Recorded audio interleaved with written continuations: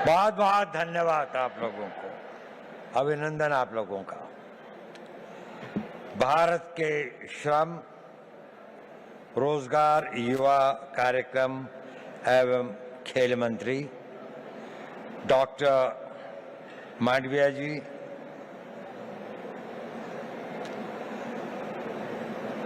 इस विभाग की सचिव श्रीमती पल्लवी गोयल, क्षमा कीजिएगा, और हमारी मिनिस्टर ऑफ स्टेट रक्षा खड़से जी और एडिशनल सेक्रेटरी श्री मिश्रा जी, प्रतिष्ठित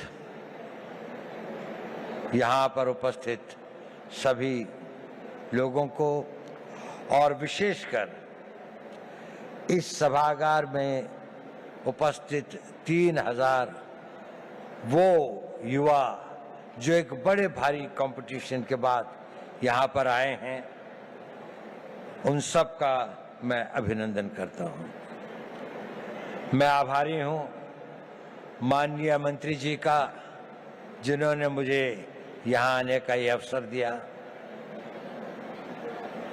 थोड़ा असमंजस था मुझे, मैंने कहा भी कि मेरा क्षेत्र, मेरा अनुभव यूथ के साथ उम्र का एक बड़ा भारी गैप, आप लोगों में से अधिकतर मेरे से 60 वर्ष से अधिक छोटे हैं। मैं स्वाधीन भारत में नहीं, उस भारत में पैदा हुआ था जब भारत स्वाधीन नहीं हुआ था। तो मैं आपसे क्या बात कर सकता हूं? क्या चीज है जिस विषय पर मैं आप लोगों से बातचीत कर सकूं? जब मेरा यौवन था तो उसको मैं भूल चुका, बहुत समय हो गया, और जो आपका युवा काल है उसके अंदर इतना परिवर्तन आ चुका है कि मुझे कई चीजों का ज्ञान भी नहीं है। लेकिन एक चीज बड़ी कॉमन है, मैं जब युवा भी था और आज भी,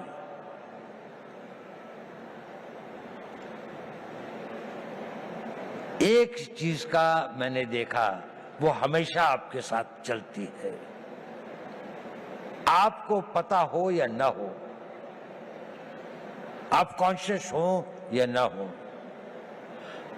चीज बहुत छोटी है, लेकिन वो आपके जीवन की लोकाई को डिटरमिन करती है, उसकी गति और उसका क्या अंत में वो कहां पहुंचेगी इसका निर्णय करती है। वो होती है आपके निर्णय लेने की क्षमता। आप सभी निर्णय लेते हैं। युवा को अपने रोजमर्रा की जिंदगी में छोटे निर्णय और बड़े निर्णय करने पड़ते हैं, और जैसे जैसे आप बढ़ते जाएंगे, छोटी सी बात से और बड़े बड़े निर्णय आप लोगों को ही लेने पड़ेंगे। भारत तो विकसित होगा ही। भारत जिस गति और जिस रफ्तार पर प्रधानमंत्री मोदी जी इसको ले आए हैं, ये एक ऑटो मोड में भी चलेगा और विकसित हो जाएगा।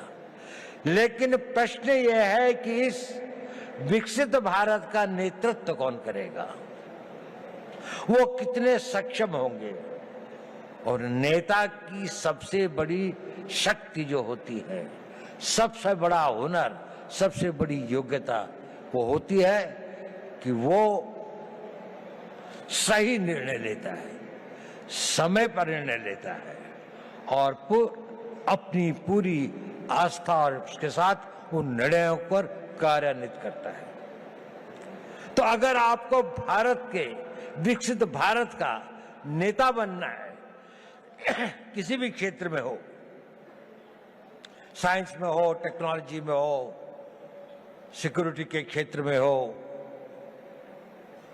आपको निर्णय लेने पड़ेंगे, और यह निर्णय लेने की क्षमता आपको अभी से विकसित करनी पड़ेगी। आप लोगों ने बहुत कुछ पढ़ा है, आप भारत के जागृत युवक हैं। निर्णय कैसे लें, बहुत सारे मोटिवेशनल स्पीकर्स बताते हैं। मैं उस बारे में ज्यादा नहीं कहना चाहता।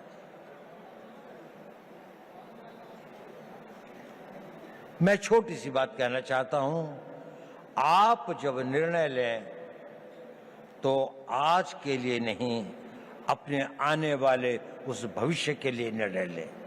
दूरदर्शी भाव से निर्णय लें। आज का निर्णय तो लगता है कि ठंड बहुत है, रजाई में बैठे रहें, लेकिन अगर आपको कंट्री को रिप्रेजेंट करना है तो आपको लगता है नहीं, मुझे 4 बजे दौड़ने के लिए जाना ही चाहिए, मुझे अपनी फिजिकल फिटनेस रखनी चाहिए। अभी 1 जनवरी को कई लोगों ने बहुत सारे निर्णय लिए होंगे। कल से पक्का सोशल मीडिया नहीं देखूंगा, टाइम खराब नहीं करूंगा, जिम में रोज जाऊंगा, खूब दिल लगा के पढ़ाई करूंगा। कुछ करते हैं, कुछ नहीं करते। सही निर्णय लेना बहुत जरूरी है, बहुत आवश्यक है। अपने निर्णयों को दूरअंदेशी से करें। हर निर्णय को लेने के साथ ये सोचें कि इस निर्णय के बाद मेरा अगला निर्णय क्या होगा, अगला कदम क्या होगा। एक कदम उठाने से पहले अगले 2 कदम की सोचें। जीवन के अंदर में ड्रीम्स से जीवन नहीं बनते, पर ड्रीम्स उनको एक दिशा देते हैं, आवश्यक है। उन ड्रीम्स को डिसीजंस में बदलना पड़ता है और उन डिसीजंस को लाइफ की रियलिटीज में बनना पड़ता है। कुछ लोग जो इसे कर पाते हैं वो सक्सेसफुल हो जाते हैं, उन्हें सफलता प्राप्त होती है।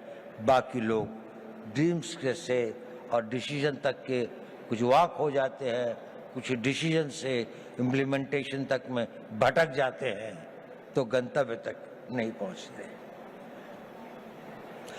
आप सब लोगों में असीम संभावनाएं हैं। आप में यौवन की ऊर्जा है, आप में बड़े बड़े सपने हैं, आप में वो शक्ति है, आप में वो प्रवाह है जो ये कहता है कि मैं समुद्र को पी जाऊंगा, मैं दुनिया को बदल डालूंगा। उस तरह की शक्तियों को लेकर आप आए हैं और आप बहुत भाग्यवान हैं कि आप उस भारत में पैदा हुए, एक स्वतंत्र भारत में। ये स्वतंत्र भारत हमेशा ऐसा नहीं था जितना स्वतंत्र आपको दिखाई देता है।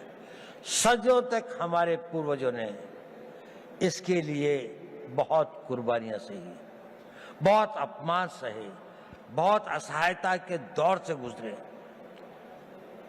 कई लोगों को फांसी चढ़नी पड़ी, भगत सिंह को फांसी के फंदे को स्वीकार करना पड़ा, सुभाष बोस को जीवन भर संघर्ष करना पड़ा, महात्मा गांधी को सत्याग्रह करना पड़ा और अनगिनत लोगों को अपनी जानें देनी पड़ी।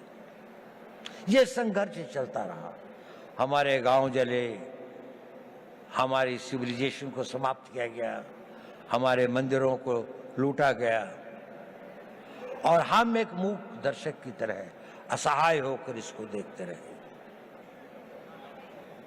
ये इतिहास हमें एक चुनौती देता है कि ये उस भारत का आज हर युवक के अंदर वो आग होनी चाहिए कि मैं, प्रतिशोध शब्द अच्छा तो नहीं है, लेकिन प्रतिशोध भी अपने में एक बड़ी भारी शक्ति होती है। हमें अपने इतिहास का प्रतिशोध लेना है। हमने इस देश को फिर वहां पहुंचाना है जहां पर हम अपने हक, अपने विचार और अपनी आस्थाओं के आधार पर एक महान भारत का निर्माण कर सकें। हमारी एक बड़ी विकसित सभ्यता थी, हमने किसी के मंदिर नहीं तोड़े, हमने कहीं जाकर लूटा नहीं, हमने किसी बाहर के लोगों के ऊपर आक्रमण नहीं किया, जबकि सारी दुनिया बहुत पिछड़ी थी। परंतु क्योंकि हम अपनी सुरक्षा और हम अपने आप को समझ नहीं पाए कि हम को क्या खतरे हैं, हम उनके प्रति उदासीन रहे, तो हमें इतिहास ने एक सबक सिखाया। क्या हमने वह सबक सीखा? क्या उस सबक को हम याद रखेंगे? अगर आने वाली पीढ़ियां उस सबक को भूल जाएंगी तो ये इस देश का सबसे बड़ा ट्रेजेडी होगी। सेंट पीटर्सबर्ग के अंदर में एक बहुत बूढ़ा रवि रहता था, यू। वहां का जो बिशप था वो दोनों बहुत दोस्त थे। तो एक दिन बिशप उसके घर पे आया तो रवि जो था करीब 80-85 साल का था, तो उसकी आंखों में आंसू थे। उसने कहा, रवि क्या बात है, आज तुम उदास लग रहे हो? नहीं, उसने कहा सोच रहा था। उसने कहा क्या सोच रहे थे? उसने कहा मैं ये सोच रहा था कि जूस का क्या होगा। उसने कहा देखो पिछले 2000 सालों से तुम संघर्ष कर रहे हो, 2000 सालों से यात्राएं सह रहे हो, 2000 सालों से तुम्हारे ऊपर इतनी अधिक वो हुई प्रोग्राम थे दुनिया में, क्या तुम्हें इस बात का रोना आ रहा है? उसने कहा नहीं, मुझे इस बात का रोना नहीं आ रहा। मेरे विचार में एक ख्याल आया कि इन हजारों सालों तक संघर्ष की जिस परंपरा से जिस आग को जिंदा रखा है, कहीं आने वाली पीढ़ियां इसको भूल तो नहीं जाएंगी, और भूल तो नहीं जाएंगे कि हमें अपने आप को फिर से शक्तिशाली बनाना है, अपनी रक्षा करनी है। ये भाव था, ये बड़ा पावरफुल सेंटिमेंट है, और हमें अपने उस सेंटिमेंट से ही प्रेरित होना चाहिए। कई सारी ऐसी बातें होती हैं हमारे ऊपर, कई सारे इस तरह के आघात होते हैं जिससे हमें लगता है कि अगर हमारे साथ में अन्याय हुआ है, अगर हमारे साथ दुर्व्यवहार हुआ है, हमारे गांव जलाए गए, हमारी मातृशक्ति का अपमानित किया गया, तो इसका हम भी अपने आप को इतना मजबूत करेंगे, हर रूप से, आर्थिक रूप से, रक्षात्मक रूप से, टेक्नोलॉजी के रूप से, हर क्षेत्र में हमें आगे बढ़ना है। तो मैंने ये बताया कि आवश्यक है कि आप जीवन में सही निर्णय लें और निर्णय लेने की शक्ति बनाएं। मैं उस पर ज्यादा नहीं बोलूंगा क्योंकि आप लोग काफी जागरूक हैं। मैं एक दूसरी बात पे कुछ कहना चाहता हूं। प्रश्न इस बात का ये जरूरी है कि आप सही निर्णय लें, लेकिन सही निर्णय लेने के बाद भी वो निर्णय पर आदमी चल नहीं पाता। It is important that you take right decisions, but it is more important that you make your decisions right.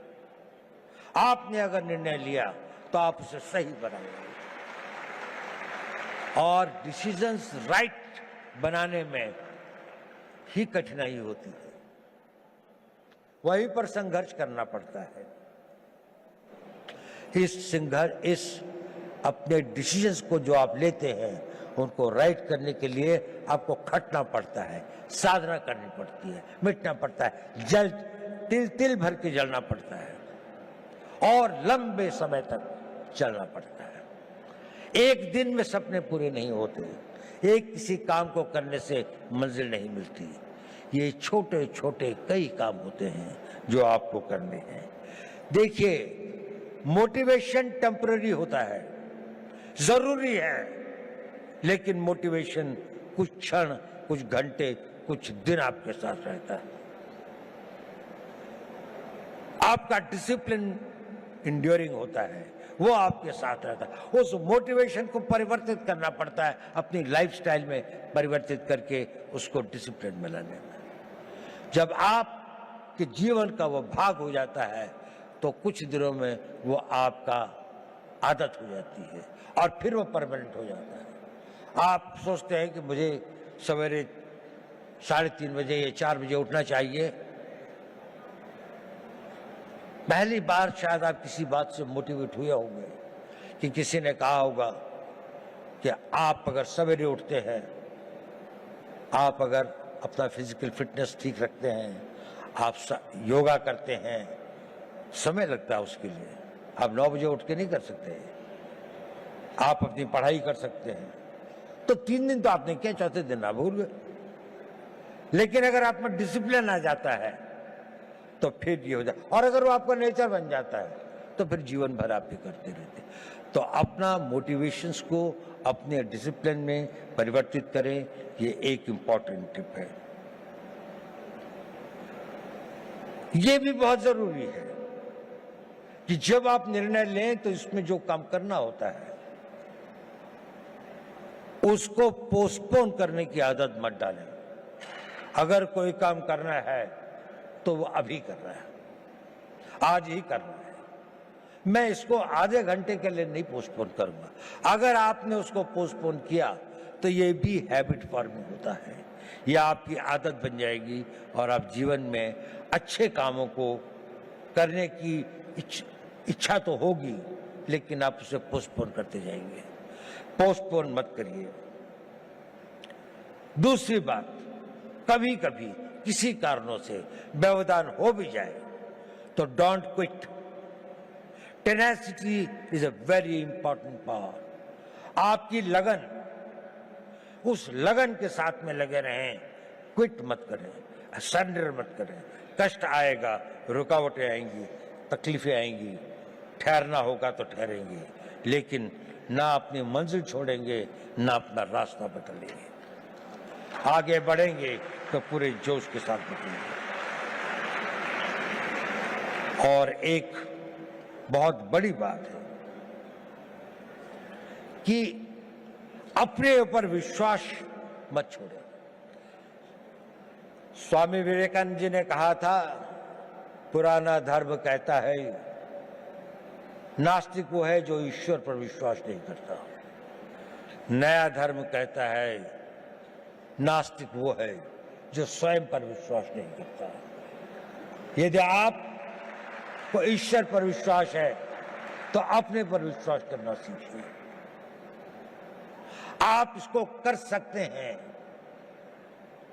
ये शक्ति आप में अपने आप आ जाएगी अगर आप अपने आप को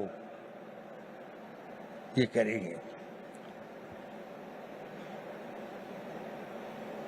मैं आपसे ये सब क्यों कह रहा हूं? इसलिए कि आप भविष्य के नेता हैं। अगर आप भविष्य के नेता हैं तो आपको डिसीजन लेने पड़ेंगे। अगर आपको डिसीजन लेने पड़ेंगे तो आपको उन डिसीजंस को कामयाब बनाने के लिए पूर्ण आस्था, पूरी कमिटमेंट, पूरी मेहनत, पूरी लगन के साथ समर्पित होना पड़ेगा। लेकिन इसका एक और कारण भी है जो मैं ये बात आपसे कह रहा हूं। ये बात सही है कि नहीं मैं नहीं कह सकता, लेकिन ये मेरे 81 साल के जीवन का अनुभव है। और आप लोगों को गुमराह करने से बड़ा पाप मैं कोई नहीं कर सकता। मैं आपसे एक बात कहना चाहता हूं, ये मेरे अनुभव के आधार पर भी है और मेरा अनुभव मेरे अपने जीवन का नहीं और हजारों लोगों के साथ जो मेरे जीवन का अनुभव रहा उस पर भी। जब आप अपने आप को इस तरह से ढालते हैं, 5 साल का टाइम दीजिए, केवल 5 साल, कि मैं जो निर्णय करूंगा उस पर अटल रहूंगा।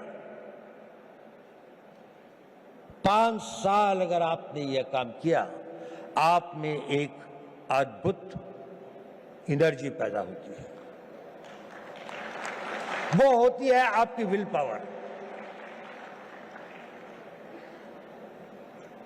और ये सब जो मैं कह रहा था वो इसलिए कह रहा था, सही निर्णय लें, निर्णय पर अटल रहें, ताकि आप में वो विल पावर पैदा हो सके।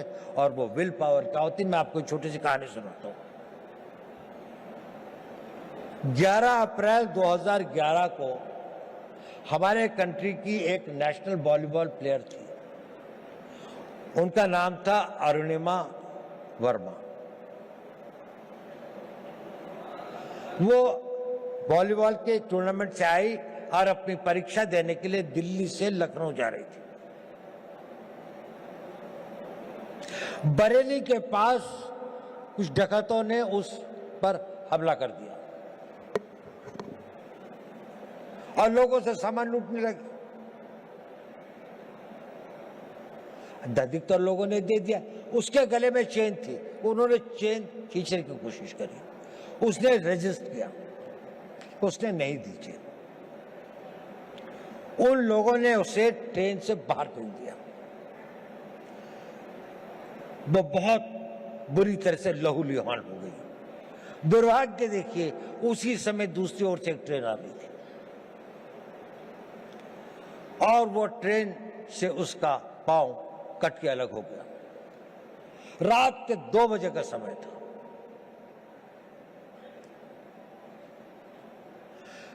उस पटरी के ऊपर कई बड़े बड़े चूहे थे, वो उसके मांस को खाने लगे। वो वेदना में कराह रही थी पर कोई नहीं था। उस सुनसाने में, उस वीराने में कोई नहीं था। वो लहूलुहान, उसका बहुत खून बह चुका था। सवेरे लोग वहां पहुंचे तो उसको उठाया, ले गए, नेशनल प्लेयर थी, दिल्ली लाए, all India institute of medical sciences में उसका उपचार हुआ।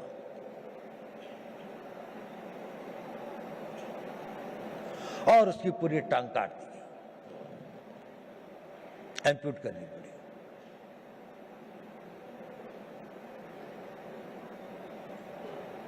वो बिल्कुल एक विकलांग होकर अपने घर में पड़ी थी, लेकिन उसने ये इरादा किया कि नहीं, मैं विकलांग नहीं हूं, मैं माउंट एवरेस्ट पे चढ़ूंगी।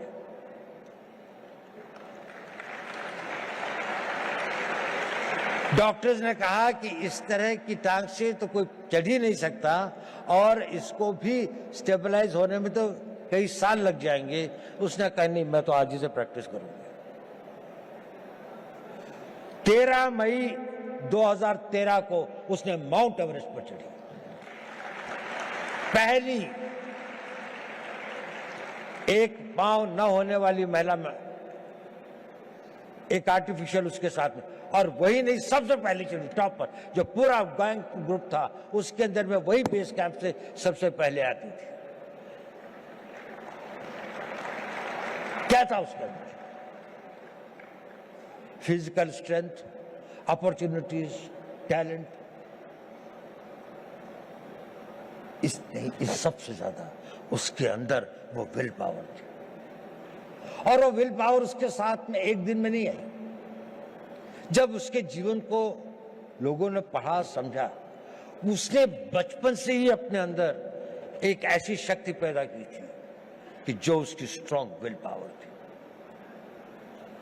मैं चाहता हूं कि आप लोग इस 5 साल के शेड्यूल को फॉलो करें।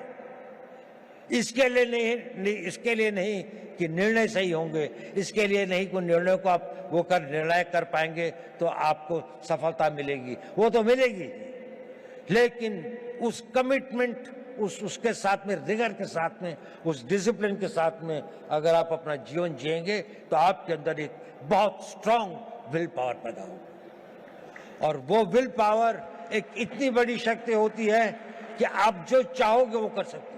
आप उसकी इच्छा करोगे, वो इतना बड़ा फोर्स मल्टीप्लायर होता है कि वो आपकी physical energy, mental calibre, mental talent वगैरह, एवरीथिंग एल्स, वो सब कुछ जीतती हुई आप देखोगे कि जीवन में ये असंभव चीजें क्यों होती हैं।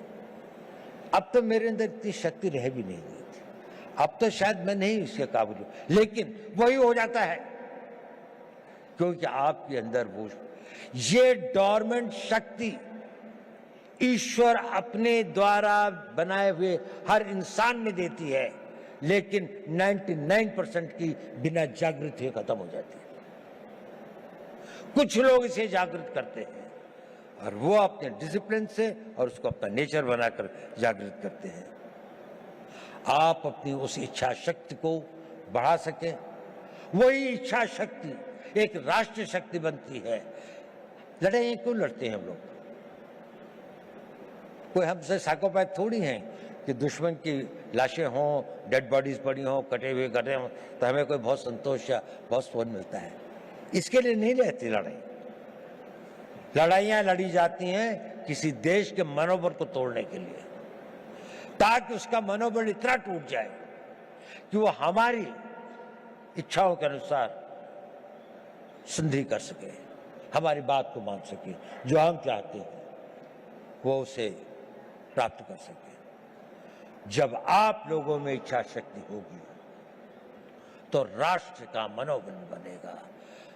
The will of the nation जिसे कहते हैं कि जिसके लिए लड़ाइयां लड़ी जाती हैं। आज भी आप देख लें, जितनी भी लड़ाइयां हो रही हैं, जितने भी संघर्ष हो रहे हैं, कोई ना कोई कंट्री अपनी बात को दूसरी के ऊपर में थोपना चाहता है, उसके लिए वो शक्ति का प्रयोग कर रहे हैं। अगर आप इतने शक्तिशाली हैं कि कोई इसको ना कर सके तो आप हमेशा स्वतंत्र रहेंगे। लेकिन अगर आपके पास में सब कुछ है लेकिन वो मनोबल नहीं है तो आपके अस्त्र शस्त्र सब रटे रह जाएंगे, और उसके लिए चाहिए नेतृत्व। आज हम बहुत भाग्यशाली हैं कि देश में ऐसा नेतृत्व है, एक ऐसा नेतृत्व जिसने 10 साल में देश को कहां से कहां पहुंचाकर एक ऑटो बोर्ड में ले आए हैं। उनकी कमिटमेंट, उनकी मेहनत, उनकी टोटल डेडिकेशन हम सब के लिए एक आदर्श हुआ है। देखिए, नेपोलियन बोनापार्ट एक बड़ा भारी योद्धा था। ये आपके लिए रेलेवेंट है क्योंकि आप लोग नेता हैं कल के, आप लोगों ने नेतृत्व करना है। कोई आर्मी का जनरल बनेगा, कोई इंटेलिजेंस का चीफ बनेगा, कोई बहुत बड़ा डॉक्टर बनेगा, कोई इंजीनियर होगा, कोई बड़ा बड़ा एडमिनिस्ट्रेटर होगा, कोई बहुत अच्छा डिप्लोमेट होगा, कोई राजनीतिक नेता भी होंगे कुछ लोग। नेपोलियन एक बात कहता था, I am not afraid of 1,000 lions led by a sheep, but I am afraid of 1,000 sheep led by a lion. अगर हम 3,000 लॉयन पैदा कर दें, नेपोलियन कहता था मुझे 1,000 शेरों की फौज से डर नहीं लगता अगर उसका नेतृत्व एक भेड़ का बच्चा कर रहा हो। लेकिन अगर भेड़ों की फौज होगी पर अगर भेड़ों की फौज का भी नेतृत्व करने वाला एक शेर होगा तो मुझे उससे बहुत डर लगता है। क्या इस भारत मंडपम में बैठे 3,000 शेर पैदा कर सकते हैं?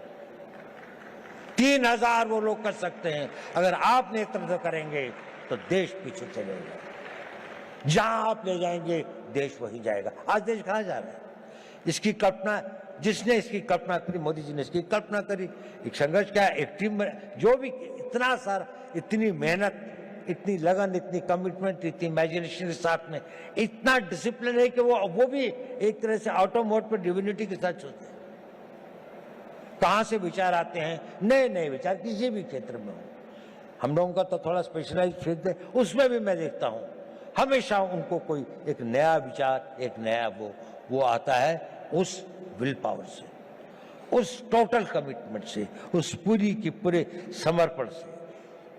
आप बहुत भाग्यवान हैं। आप एक उस भारत के तो देखेंगे जिसकी हम कल्पना कर सकते हैं। जब आप अपने यौवन में, जब आप अपने उसके आगे अपनी मेहनत और लगन से आगे पहुंचेंगे तो उसके बाद आप देखेंगे एक बहुत बड़े भारत की आप होंगे। लेकिन ये पहली बार नहीं होगा कि भारत के इतिहास में ऐसा हुआ। जब जापान का उदय हुआ तो वेस्ट के अंदर में एक बड़ी बहस चली कि क्या एशियन कंट्री कोई जो है वो वेस्टर्न कंट्री से आगे निकल सकता है। तो मैलिस एंडरसन करके एक हिस्ट्री के कैम्ब्रिज यूनिवर्सिटी के अंदर में एक हेड ऑफ द डिपार्टमेंट थे, उनसे कहा गया कि एक स्टडी की जाए कि ये इकोनॉमी जो है इसका क्या इतिहास रहा है। तो मैलिस ने किताब लिखी जिसका नाम है वर्ल्ड हिस्ट्री ऑफ इकोनॉमी, और उसने वो फर्स्ट सेंचुरी से लेके 19th सेंचुरी तक लिखी। और उसमें उसने कहा कि इसमें से 1700 साल तक अधिकतर इंडिया की नहीं तो कभी कभी चाइना की इकोनॉमी ही वर्ल्ड की सबसे बड़ी इकोनॉमीज थी। और बड़ी ही नहीं थी कि टुगेदर इन दोनों के बीच में लगभग 55 to 60% इकोनॉमिक पावर थी, बाकी सारी दुनिया में 40%। भारत ने बहुत बड़ी बड़ी सक्सेसेस देखी हैं। हमें 150-200 साल लगते हैं। ऐसे कई बड़े कालखंड आए हैं जिसमें वो अपनी पराकाष्ठा पर था, साइंस की, टेक्नोलॉजी की, आर्थिक विकास की, लेकिन हम वहां से गिर भी सकते हैं। There is nothing permanent in life. आपको अपने हर दिन की उसकी रक्षा प्रतिदिन करनी पड़ती है। ये एक परपेचुअल स्ट्रगल होता है। नेशनहुड और राष्ट्र को मजबूत रखना ये एक निरंतर संघर्ष है, जैसे कि आपका भी संघर्ष निरंतर है। ये कभी समाप्त नहीं होता। आखिरी सांस तक आपका जीवन तब तक सार्थक है जब तक आप सोचते हैं कि मेरे लिए करने के लिए कल भी कुछ है। अगर आपके पास कल कुछ नहीं है तो आपका जीना बेकार है। आप सोचते हैं और जो कल मैंने करना है वो डिसिप्लिन आपके अंदर वो इच्छा शक्ति पैदा कर देगी। उसके लिए शक्ति भी आएगी, समय भी होगा, संयोग भी होगा और आप उसे कर भी पाएंगे और आप कामयाब हों। मेरी यही शुभकामनाएं आप लोगों को मेरा बहुत बहुत हो। आप भारत के भविष्य हो, के कर्णधार हो, आप लोग फले फूले मेरे